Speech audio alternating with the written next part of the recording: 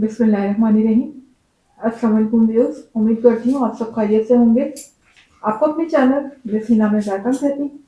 तो क्लास हम लोग का class 9 math syntax book board chapter number 6 linear equation and inequalities continue है। इसकी आज हम एक्सरसाइज 6.1 का क्वेश्चन नंबर 1 का पार्ट 13 स्टार्ट करने जा रहे हैं। इससे पहले पार्ट 12 तक कंप्लीट करवा चुकी हूँ। जिन लोगों ने कंप्लीट नहीं किए हैं वो मेरे चैनल की प्लेलिस्ट से देखकर कंप्लीट कर सकते हैं। इसके अलावा उस प्लेलिस्ट का लिंक आपके डिस्क्रिप्शन में भी मौजूद है। तो क्लास आइए स्टार्ट करते हैं पार्ट नंबर 13। जी, तो क्लास पार्ट नंबर 13 में हमें linear equation variable x given है और यहाँ पर हमें फाइंड करनी है वैल्यू ऑफ x। तो आप देख सकते हैं कि दोनों के दोनों जो है वो यहाँ पर दोनों साइड पर फ्रैक्शन में गिवन है। यहाँ भी फ्रैक्शन है और यहाँ भी फ्रैक्शन है।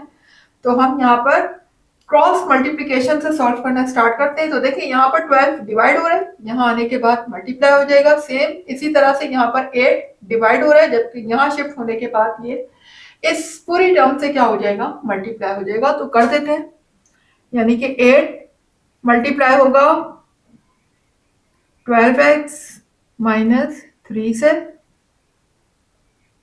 12 यहाँ डिवाइड हो रहा है, ये यहाँ पर मल्टीप्लाई हो जाएगा इस पूरी ब्रैकेट से।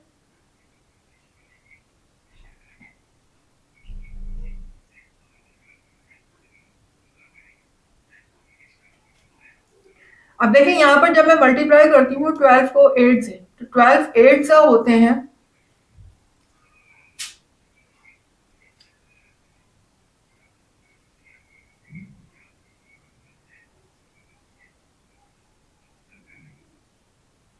96। ठीक है, 12 8 सा मेरा क्या होता है 96x, और 8 को 3 से मल्टीप्लाई करती हूँ तो 8 3 सा 24। 12 को 12 से जब मल्टीप्लाई करते हैं तो मेरा आता है 144x। 12 3 सा 36।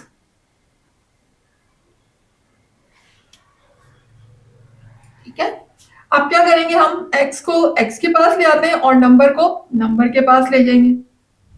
तो 96x के पास आ जाएगा 144x, और यहाँ पर चूंकि प्लस का है, यहाँ शिफ्ट होने के बाद माइनस का हो जाएगा, साथ में लगा हुआ है x।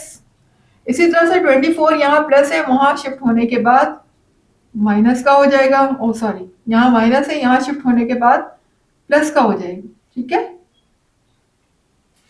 जी, अब देखिए यहाँ पर 96x जो है मेरा प्लस का है, जबकि 144x माइनस का है। दोनों के साथ अपोजिट साइन है, इसका मतलब यहाँ पर क्या होगा, सब्ट्रैक्शन होगी। तो 144 में से 96 को माइनस करते हैं।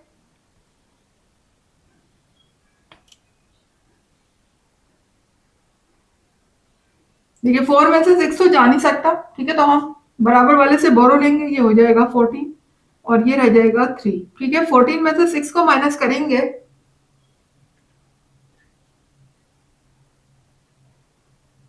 तो मेरा रिमेनिंग होगा 8।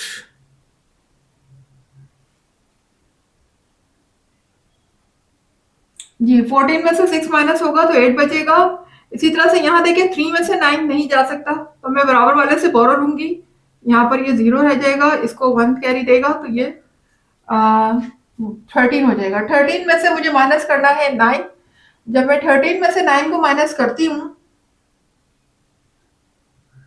तो मेरे बचते हैं यहाँ पर 4। ठीक है, ये हो जाएगा 48। जी, तो क्लास आप देख सकते हैं जाहिर है ग्रेटर नंबर के साथ साइन माइनस का लगा हुआ है, तो जो मेरे पास यहाँ पर रिमेनिंग जो होगा उसके साथ भी माइनस साइन आ जाएगा।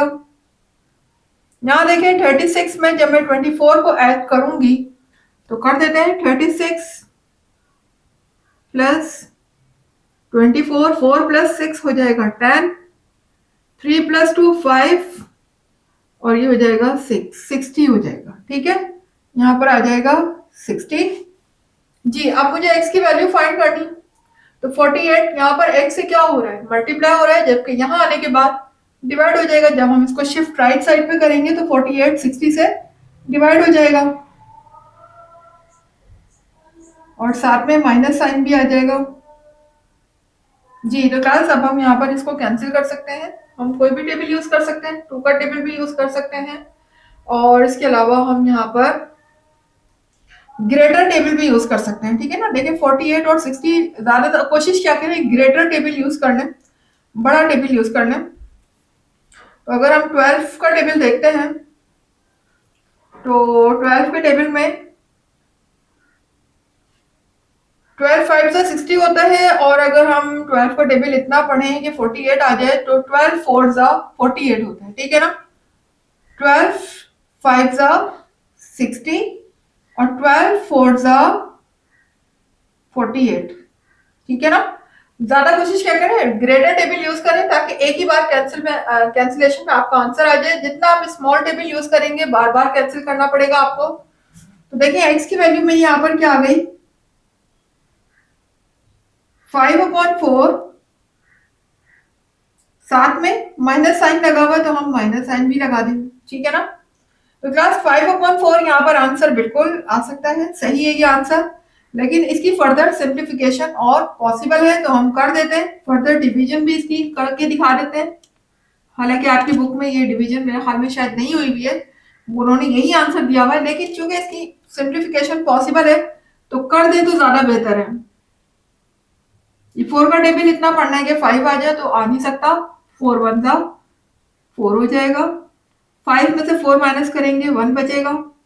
और अब देखें यहाँ इसको लिखना कैसे है। जी, आपको मैंने बताया था कि डिनोमिनेटर में हमारा जो रहता है माइनस साइन तो रहेगा। ठीक है, माइनस साइन तो कहीं नहीं गया। जी, डिनोमिनेटर में हम जो लिखा हुआ है ऊपर वही लिखेंगे। देखिए ये डिनोमिनेटर में 4 ही आ जाएगा। ठीक है ना, और ये जो रिमाइंडर यहाँ पर सबसे नीचे लिखा हुआ है ये आ जाएगा सबसे ऊपर। ठीक है, और जो मेरा क्वेश्चन है यहाँ पर जो क्वेश्चन लिखा हुआ है ये यहाँ पर एज अ होल में आ जाएगा, होल नंबर। तो होल नंबर आ जाएगा यहाँ पर साइड पर। तो 1 होल नंबर 1/4 आपका आंसर हो गया अगर आप इसे फर्दर डिवाइड करते हैं। लेकिन अगर फर्दर डिवाइड नहीं करते तो फिर यही आंसर होगा आपका। ठीक है, अब आ जाते हैं पार्ट 14 की तरफ। तो देखिएगा पार्ट 14 में हमारे पास वेरिएबल एक्स गिवन है और कोशिश क्या करेंगे जितने भी वेरिएबल मौजूद हैं लेफ्ट साइड पे है या राइट साइड में उनको सबको एक जगह कर लें। ठीक है ना, एक साथ लिख लें उनको। तो देखिए यहाँ पर ये तो ऑलरेडी एक साथ लिखे हुए हैं, तो मैं इस वाले एक्स को भी इसके पास ले आती हूँ।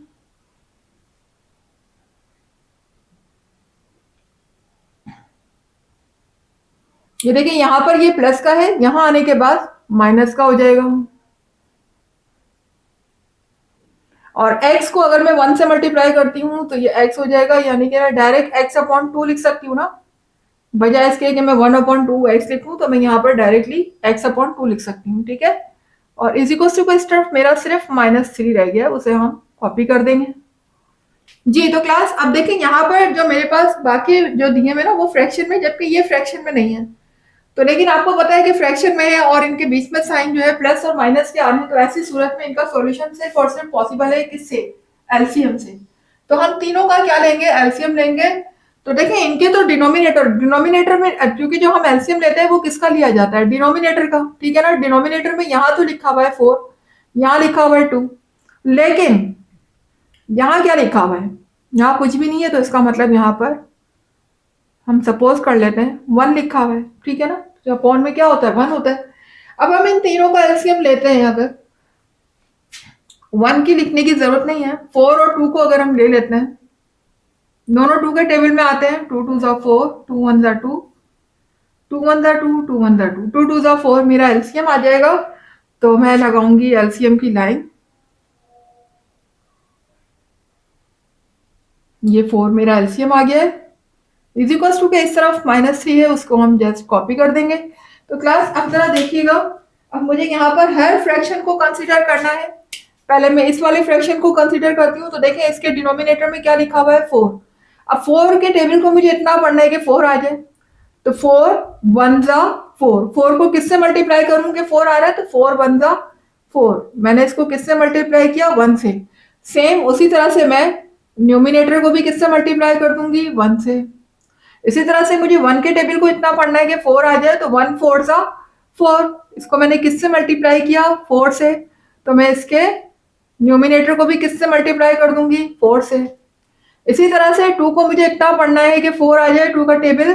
तो 2 2 ज़ा क्या होते हैं? 4, यानी मैंने 2 को 2 टाइम मल्टीप्लाई किया तो मुझे क्या मिला? 4। तो इसी तरह से मैं इसके न्यूमिनेटर को भी किससे मल्टीप्लाई कर दूंगी? 2 से।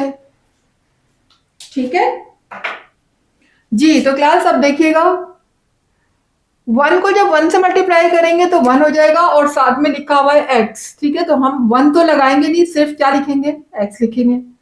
तो 1 हमारा कभी भी शो नहीं होता x के साथ। 1 1 दा 1 हो जाएगा, साथ में x है, प्लस यहां देखिएगा x को जब 4 से मल्टीप्लाई करेंगे तो ये हो जाएगा 4x। इसी तरह से यहां जब हम 2 को x से मल्टीप्लाई करेंगे तो ये हो जाएगा -2x। साइन जो लगे हुए हम वही कॉपी करेंगे, साथ में सबके x लगा हुआ है। ठीक है, तो क्लास अब देखिएगा, ये सब x आपस में प्लस या माइनस जो भी हो रहे हैं वो हम सिंप्लीफाई कर लेते हैं, लेकिन साथ में देखिएगा 4 यहाँ पर क्या हो रहा है? इस पूरी टर्म से 4 डिवाइड हो रहा है, यहाँ शिफ्ट होने के बाद मल्टीप्लाई हो जाएगा। तो देखिए यहाँ पर ये x प्लस होगा, ये दोनों प्लस के हैं तो ये हो जाएगा 5x,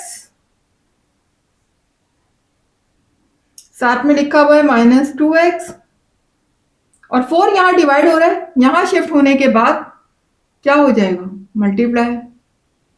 जी, 5 में से जब मैं 2 को माइनस करूंगी तो क्या बचेगा मेरा? 3 बचेगा। 3x इज इक्वल टू 3 4 सा 12, साथ में लगा हुआ है माइनस साइन। ठीक है, अब मुझे चूंकि x की वैल्यू फाइंड करनी है तो 3 क्या हो रहा है? x से मल्टीप्लाई हो रहा है, तो 3 को जब मैं इधर राइट साइड पे शिफ्ट करूंगी तो वो इधर जाके डिवाइड हो जाएगा। तो कर देते हैं, -12 अपॉन 3। 3 का टेबल यूज करूंगी, 3 1 दा 3, 3 4 दा 12, कैंसिल हो गया। x की वैल्यू मेरी क्या आ गई? -4 अपॉन में 1 हम नहीं लिखते, ये मेरा यहाँ पर आ चुका है आंसर। अब हम मूव करते हैं अपने नेक्स्ट पार्ट की तरफ। तो क्लास आ गए हैं क्वेश्चन नंबर 15, जो कि हमारे क्वेश्चन नंबर 1 का लास्ट पार्ट है। तो यहाँ पर जो हमें वेरिएबल गिवन है लीनियर इक्वेशन में वो है m। ठीक है, यहाँ पर हमें m की वैल्यू फाइंड करनी है। तो ऐसी सूरत में जबकि हमारे पास नंबर और वेरिएबल दोनों लिखे हुए हैं, तो कोशिश किया करें वेरिएबल को वेरिएबल के पास लिखें और नंबर को नंबर के पास शिफ्ट कर दें। तो मैं क्या करती हूँ, इस वाले m को m के पास ले आती हूँ और इस नंबर को मैं नंबर के पास ले जाती हूँ। ठीक है ना, कांस्टेंट को। तो यहाँ देखिएगा 2m के पास मैं शिफ्ट कर रही हूँ m को, तो यहाँ m प्लस का है, यहाँ आने के बाद माइनस का हो जाएगा।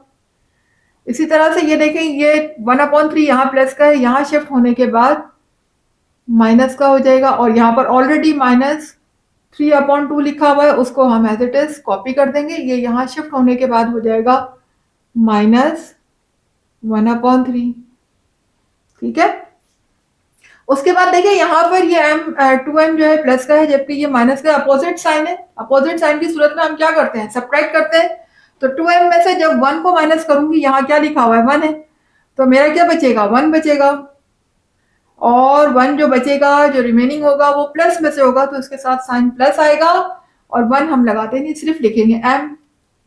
जी, तो क्लास यहाँ देखें, ये दोनों ही नंबर फ्रैक्शन के हैं और बीच में लगा हुआ है माइनस का साइन। तो ऐसी सूरत में क्या करेंगे हम? जब फ्रैक्शन हो और बीच में प्लस या माइनस के साइन हो, तो फिर ऐसी सूरत में हम उसको सॉल्व करते हैं सिर्फ और सिर्फ किस तरीके से? एलसीएम के तरीके से। ठीक है, तो हम यहाँ पर इन दोनों फ्रैक्शन का क्या लेंगे? एलसीएम। और एलसीएम हमेशा लिया जाता है डिनोमिनेटर का। तो इसके डिनोमिनेटर में क्या लिखा हुआ है? 2 and 3। 2 and 3 का जब हम एलसीएम लेते हैं, 2 1 दा 2, 3 हो जाएगा कॉपी, 3 1 दा 3। ठीक है, तो 2 3 दा 6, इसका एलसीएम आ जाएगा। मैं 6 को लिख दूंगी डिनोमिनेटर में।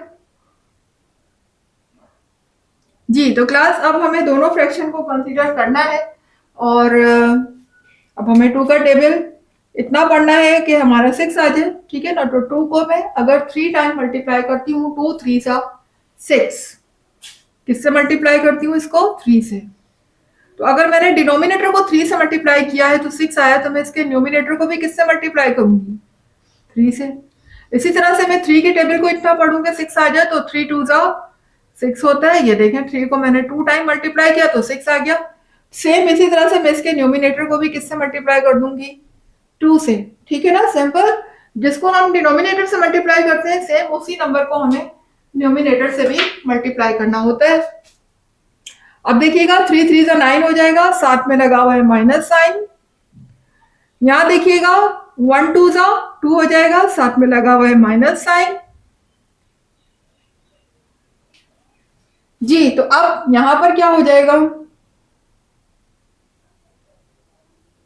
ये भी माइनस है ये भी माइनस है, दोनों के साथ सेम साइन है, तो यहाँ पर एडिशन होगी लेकिन साइन रहेगा माइनस का। ठीक है ना, नंबर ऐड होते हैं साइन ऐड नहीं होते, साइन माइनस का ही रहेगा। 9 + 2 मेरा हो जाएगा 11, ये आ जाएगा 11/6। तो क्लास आपकी बुक में तो खैर यही आंसर आ रहा है 11/6, लेकिन इसकी फर्दर सिंप्लीफिकेशन और पॉसिबल है। तो मैंने आपसे कहा है कि अगर फर्दर सिंप्लीफिकेशन पॉसिबल हो तो आप कर दिया करें, ज्यादा बेटर होता है। उसके लिए हम करेंगे क्या, 11 को लिखेंगे इनसाइड, 6 को लिखेंगे बाहर। चूंकि इसकी डिवीजन पॉसिबल है हम डिवाइड कर देते हैं यहाँ पर। तो 6 के टेबल को इतना पढ़ना है कि 11 आ जाए या इससे कम, तो 6 2 सा तो होते हैं 12, हम यहाँ पर 6 1 सा करेंगे 6। जी, यहाँ पर मुझे माइनस करना है 11 में से 6 को,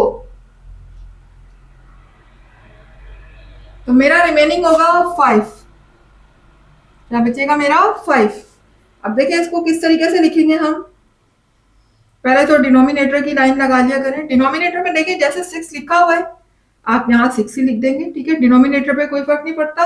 अलबत्ता ये जो रिमाइंडर है ये मेरा आ जाएगा ऊपर यानी कि न्यूमिनेटर में, और जो यहाँ पर क्वोशंट है जिससे जो डिवाइड होकर जो आंसर आया है मेरा 1, वो यहाँ पर होल नंबर आ जाएगा। ठीक है ना, तो यहाँ पर मेरी m की वैल्यू क्या आ गई, 1 होल नंबर 5/6, और साथ में देखिए यहाँ माइनस लगा हुआ है तो हम माइनस का साइन भी लगाएंगे। ठीक है, थोड़ा सा और करीब लिख देती हूँ इसको, ये 1 है class, 1 whole number 5/6, that is over answer. तो क्लास यहाँ पर मेरा पार्ट नंबर 15 हुआ कंप्लीट, और यहाँ पर मेरा क्वेश्चन नंबर 1 भी कंप्लीट हो चुका है। उम्मीद है कि आपको समझ आया होगा। इंशाल्लाह इसकी जो रिमेनिंग क्वेश्चन है, जो इसके बाकी क्वेश्चन है, वो हम स्टार्ट करते हैं अपनी नेक्स्ट वीडियो में। जब तक के लिए मुझे इजाजत दीजिएगा। बस जाने से पहले एक ही बात कि अगर मेरी वीडियो पसंद आ रही है, कॉन्सेप्ट क्लियर हो रहे हैं, आपकी नॉलेज में इजाफा हो रहा है और कुछ सीखने को मिल रहा है मेरी वीडियो से, तो फिर मेरी वीडियो को लाइक कीजिए, चैनल को सब्सक्राइब करके बेल आइकन को जरूर हिट कीजिएगा, ताकि हर नई आने वाली वीडियो को नोटिफिकेशन आपको टाइम पे देखने को मिले। इसके अलावा वीडियोस को ज्यादा से ज्यादा लोगों में शेयर किया करें। मुझे दीजिएगा इजाजत नेक्स्ट क्लास तक के लिए। अल्लाह हाफिज।